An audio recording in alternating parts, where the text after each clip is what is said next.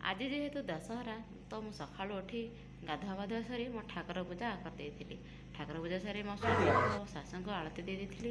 तापर मु लगी जाइली दुआर बंध और फैन जगह चंदन सिंदूर देवाई।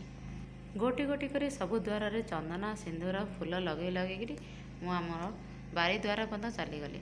शेष चुली को पूजा करदेली। तापर लगिगलु आम दीजा रोसई कम सी परिवा काटु थाए मु पिठा ताड़ू थाए। दुई जन जाक मिसामिशी रोसई कम सारी दे तापर भोग लगैवाई मु भोग बाड़ी दिए। आज आम घर होता सिमेई खीरी ता सहित काकरा पिठा भात डाली तरकारी ये सब को लेकिन मु भोग लगैवा बारीपट को चलीगली।